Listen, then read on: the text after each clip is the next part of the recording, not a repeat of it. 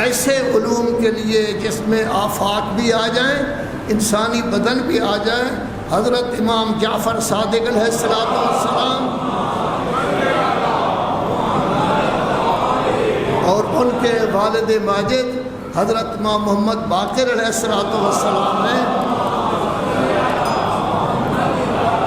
University بنائی تھی جس میں 4000 سے زیادہ طالب علم تھے۔ یہ گپ نہیں ہے، ان کے نام موجود ہیں، والد کے نام موجود ہیں، قبیلہ کا نام موجود ہے، کہاں کے رہنے والے تھے۔ یہ بین الاقوامی یونیورسٹی تھی، ہر مذہب کے لوگ تھے، اس میں کمیونسٹ بھی آتے تھے، بین المللی یونیورسٹی تھی۔ اس میں اگر ایک طرف مفضل تھے جو توحید کے بارے میں ایکسپرٹ تھے، ماہر تھے، تو دوسری طرف زرارہ، ابو بصیر اور یہ لوگ تھے جو روایات کے لحاظ سے، فقہ کے لحاظ سے بہت زیادہ آگے تھے۔ اسی میں جابر بن حیان بھی تھا جس نے 400 رسالے لکھے سائنس کے، فزکس کے، کیمسٹری وغیرہ کے، جس کی وجہ سے مسلمانوں نے 700 سال تک ترقی کی۔ ان کی حکمرانی تھی پوری دنیا پر، ان کی یونیورسٹیاں تھیں۔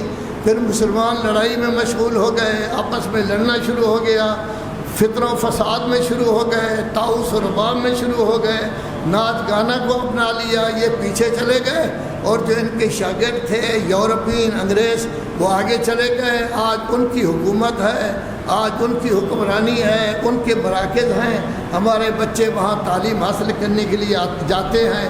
تو پہلے یہ لوگ تعلیم حاصل کرنے کے لیے مسلمانوں کی یونیورسٹیوں میں آتے تھے، اب ہم ان کی یونیورسٹیوں میں جاتے ہیں۔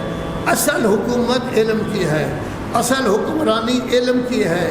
جس کے پاس علم ہوگا وہ پوری کائنات کا حاکم ہوگا، جس کے پاس علم ہوگا وہ پوری کائنات کا سربراہ ہوگا، جس کے پاس علم ہوگا وہ پوری کائنات کا بادشاہ ہوگا، وہی حکمرانی کرے گا۔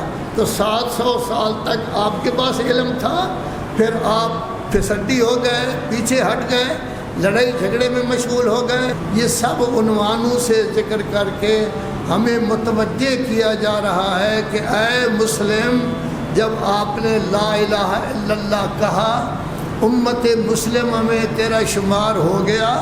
اب اللہ نے پوری زندگی گزارنے کا دستور آپ کو دے دیا ہے جس کا نام ہے قرآن مجید۔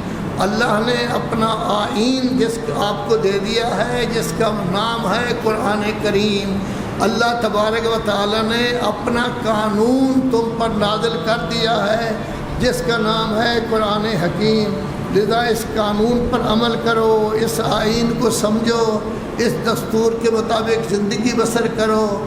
تمہارا اٹھنا، تمہارا بیٹھنا، تمہارا چلنا، تمہارا کھانا، تمہارا پینا، تمہاری تجارت، تمہاری انڈسٹری، تمہاری ثقافت، تمہارا کلچر، تمہارا تمدن، سارے کا سارا قرآن مجید کے مطابق ہونا چاہیے۔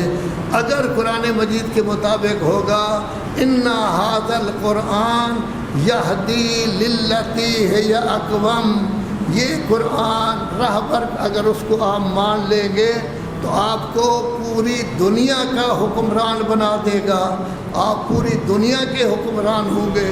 اس کو راہبر مان لو گے، اس کی رائے کے مطابق چلو گے، اس کے فرمان کے مطابق چلو گے، تو تمہارے لیے آسمان بھی مسخر ہیں، زمین بھی آپ کی مطیع ہے۔ اسی کے فرمان کے مطابق چلو گے، سورج آپ کا مطیع بن جائے گا، چاند اور مریخ آپ کے مطیع بن جائیں گے۔ لیکن اسی کی روشنی میں چلو، اسی میں فکر کرو، اسی میں غور کرو، اسی میں تدبر کرو، بہت زیادہ غور و فکر کرو۔ آپ کو یہ بتائے گا پوری کائنات میں کیا کچھ ہے آپ کے لیے۔ وہ پوری کائنات آپ کے لیے ہے، آپ کائنات کی ہر چیز میں تصرف کا حق رکھتے ہیں۔ وہ بتائے گا کہ انسان اپنے بدن میں غور و فکر کر، سوچ اللہ تبارک و تعالیٰ نے تیرے بدن میں کتنی کروڑوں نعمتیں رکھ دی ہیں، کس طرح خون کی گردش ہو رہی ہے، کس طرح آپ غذا کھاتے ہیں تو وہ خون بنتی ہے، کس طرح وہ غذا آپ کے بدن کے ہر عضو تک پہنچتی ہے۔ وہ تمہیں بتائے گی تھوڑا سا پانی آپ ڈالتے ہیں درخت میں، تو یہ درخت میں پانی جو آپ ڈالتے ہیں اس کی جڑ سے لے کر اس کے جتنے پتے ہیں ان تک یہ کیسے پہنچتا ہے، کس طرح، تو گویا کہ آفاق کا علم بھی آپ کو قرآن مجید سے ہوگا، اور ساتھ ہی ساتھ آفاق کے علاوہ آپ کے بدن کا علم بھی آپ کو قرآن مجید سے ہوگا۔